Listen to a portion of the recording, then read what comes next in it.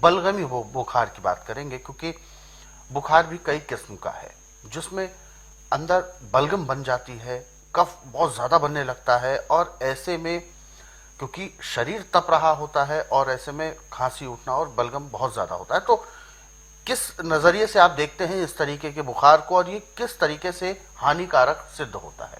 देखिए, बलगमी बुखार जब फेफड़ों में सांस की नाली में बलगम जम जाए तो उस रोगी को 100-101 तक बुखार रहता है। अच्छा। परमानेंट होता है।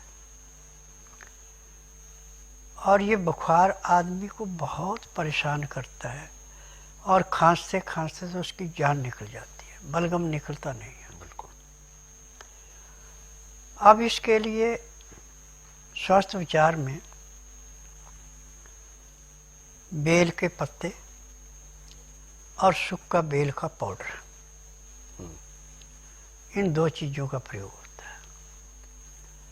आप बेल के पत्ते ले लें लगभग 100 ग्राम, उनको धो के पीस के जैसे चटनी होती है ऐसे बना लें, ज़्यादा बारीक करने की जरूरत नहीं, थोड़ा मोटा भी रहे कोई बात नहीं है। और उसको धीमी आंच पे किसी बर्तन में डाल के हल्का गर्म कर लें, जो आपकी उल्टी उंगली बर्दाश्त कर ले। अब वो लटा करके पूरी छाती पे उसका लेप कर दे, जैसे मेहंदियाँ करते हैं, और ऊपर कपड़े से उसको बांध दें। नीचे प्लास्टिक रखते हैं ताकि कपड़े में उसका रस ना आए, प्लास्टिक आने नहीं देगा। फिर टिकाने के लिए कपड़े से उसको बांध दिया। अब आप बेल का पाउडर 5-5 ग्राम गुनगुने पानी से उसको देना है, चाहे पानी में घोल के ले ले, चाहे मुंह में फक्का मार के ऊपर से आस्ता आस्ता पानी पे 1 गिलास पानी पीना, जिसका टेम्परेचर 15 डिग्री तक हो, इससे ऊपर नहीं, इससे नीचे भी नहीं। अब ये क्रिया आपने 4-4 घंटे बाद करनी है, और 6 खुराकें आपने 24 घंटे में उसको देनी है। अब जैसे उसको नींद आ जाती है तो अब जरूर नहीं कि आप 4 घंटे बाद उसको खुराक देंगे, अब उसको सोने दो। जब उठेगा तो जितनी खुराकें रहेगी 3-3 घंटे के पास देनी। अब 1 घंटा कम हो गया क्योंकि वो सोया था। अब अंदर से जो बेलगिरी का पाउडर है पानी के साथ जाके बलगम को ऐसे साफ करेगा जैसे तेजाब से चांदी का बर्तन साफ किया जाता है। अब जो बाहर से हमने बेल के पत्तों का लेप किया था और कपड़ा लपेट दिया था, वो बाहर से चमड़ी की सिकाई करेगा। बुखार तो इसका पहले दिन कम होना शुरू हो जाए, जो 101 तक जाता था वो 100 पे आ जाएगा।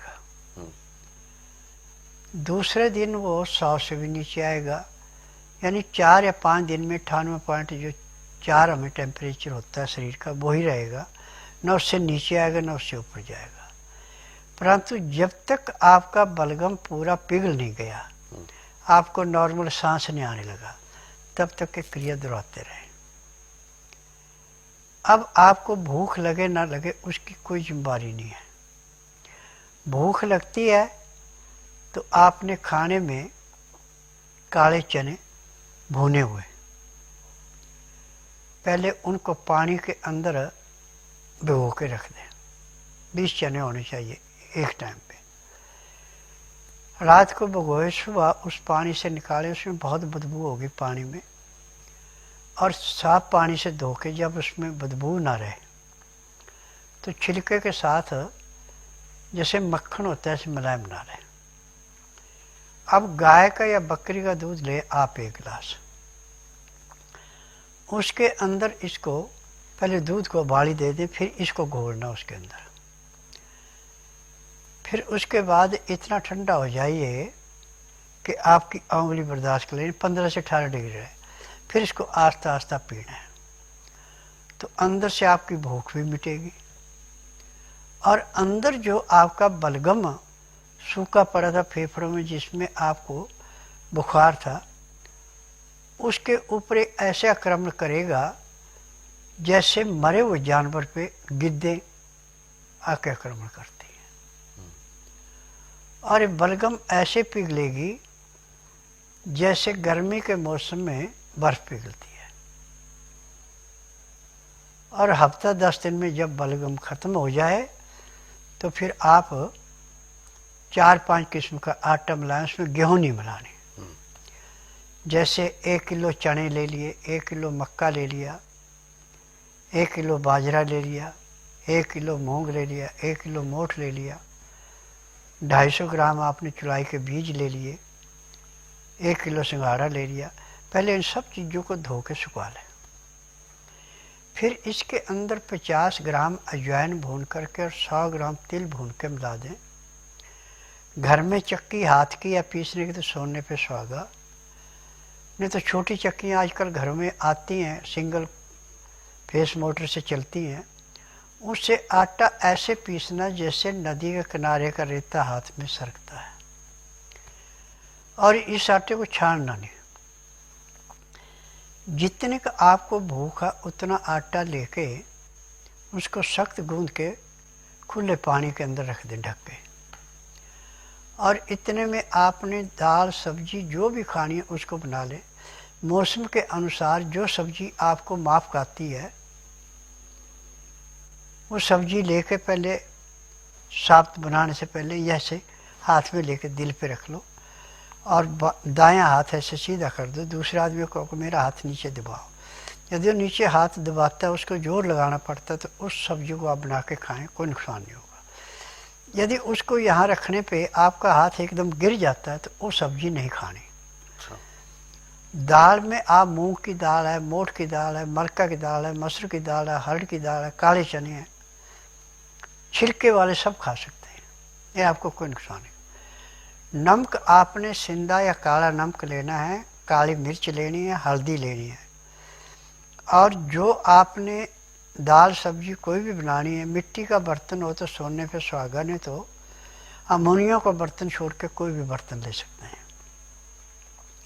और तंग मुंह वाला बर्तन होना चाहिए, उस पर ढक्कन दे के उसको पकाना है। जब दाल सब्जी आपकी तैयार हो जाए उसको नीचे उतार लें। अब उस आटे को जो पानी में रखा था वो आटा आपने सख्त रखा, आटा मुलायम हो गया, उसको निकाल के दोबारा गूंदें। और इसकी रोटी आपने ऐसे बनानी जैसे बाजरे की रोटी होती है। जब रोटी आपकी अच्छी तरह सिक जाए तो थाली में डाल करके उससे दाल सब्जी जो आपने बना रखी उसको डाल दें। अब पानी पीने के लिए आपने 2 गिलास पहले पानी उबाल लें। जब उसका 15 से 18 डिग्री टेम्परेचर रहे तो लहसुन प्याज अदरक तीनों को इकट्ठा करके पीस के चटनी बनाएं। कपड़े से निचोड़ के 2 चम्मच रस निकाल लें। बाकी जो आपका कचरा वो आप दाल सब्जी जो बनाई उसमें मिला के खा लें। तो ना तो आपका बलगमी बुखार रहेगा, ना बलगम रहेगा, ना आपको कमजोरी आएगी, ना कोई तकलीफ होगी। अब 3 दिन के बाद आप अपना काम धंधा भी कर सकते, इतने शरीर में ताकत आ जाएगी। अब पानी जब भी आपने पीना, हल्का गर्म पानी पीना। यदि लहसुन प्याज अदरक का रस नहीं निकाल सकते हैं तो सलाद जैसा उसको काट करके मुंह में डालते जाएं, पानी मुंह में भरते जाएं, उसको चबाते जाएं, पानी पीते जाएं। लहसुन प्याज अदरक त्रिवेणी है पानी के प्रदूषण को समाप्त करने के लिए, और जो ऑक्सीजन आप ले रहे हैं उसको शुद्ध करने के लिए लहसुन प्याज अदरक अमृत है। जो अंदर को कीटाणु चला गया उसको भी नष्ट करेंगे, खून के अंदर इन्फेक्शन है उसको ख़त्म करेंगे, और लीवर को, पैंक्री को, पित्ते को, गुर्दे को, तिल्ली को ऐसे साफ करेंगे जैसे तेजाब चांदी को साफ करता है।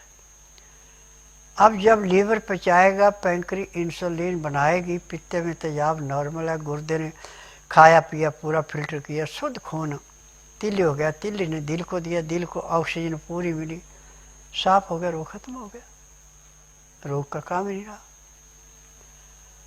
और रोटी हमेशा भूख रख के खानी। जैसे आपको 4 रोटी की भूख है तो 3 ही खाओ, एक की जगह खाली रखो। यदि आप 3 की जगह 4 खाते हैं तो फिर आपको दोबारा रोग ग्रसित होगा, क्योंकि ऑक्सीजन के लिए और पानी के लिए जो है 1 रोटी की जगह रखनी ही पड़ती है। और खाना खाते समय जो जवान है उसको 2 गिलास, छोटा है तो उसको 1 गिलास, बुजुर्ग है तो उसको भी 2 गिलास पानी पिलाना अति आवश्यक है खाना खाते समय। परंतु टेम्परेचर 15 से 18 डिग्री के अंदर होना चाहिए जब आप अपने पानी पीना शुरू करना। फिर ढक के रखना पानी। आस्ता आस्ता पानी का टेम्परेचर घटता जाता है तो आप खाना जो गर्म गर्म खा रहे हैं उसमें उसका टेम्परेचर मिलता जाता है। तो सुबह 4 बजे पेट में ऐसे अलार्म लगता है इस खाने से और पानी पीने से, जैसे घड़ी में अलार्म लगा रखा है। 4 सवा 4 के बीच में पेट में गड़गड़ाहट होगी, जैसे आसमान में घनघोर घटा छाने पे बिजली चमकती है और बादल गरजते हैं, ऐसे पेट में गड़गड़ाहट होता है। और जाने की देर है, जैसे आप बैठे एक ही प्रेशर में पूरा पेट साफ हो जाता है, जैसे सिर से बोझ फेंकते ऐसे पेट साफ। उसके बाद दातन कूड़ा करके आधा घंटा कपालभाति, 15 मिनट भस्त्रिका, 8-10 बार अग्निसार, 15-20 और जय, 25-30 बार ब्रह्मणी, 1 घंटा लोन ब्रोन करना अति आवश्यक है।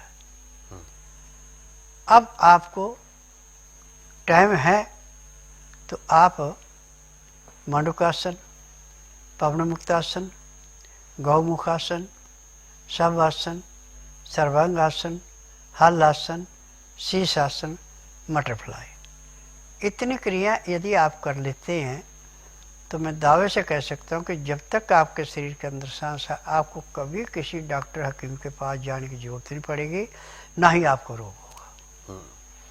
तो गुरुजी यहाँ पर जैसा कि बलगम को लेकर बात करी है और बुखार को लेकर, तो क्या ये समस्या केवल सर्दियों के समय में ही उत्पन्न होती है, क्योंकि उसी समय पर ज़्यादा कफ की संभावनाएं होती हैं?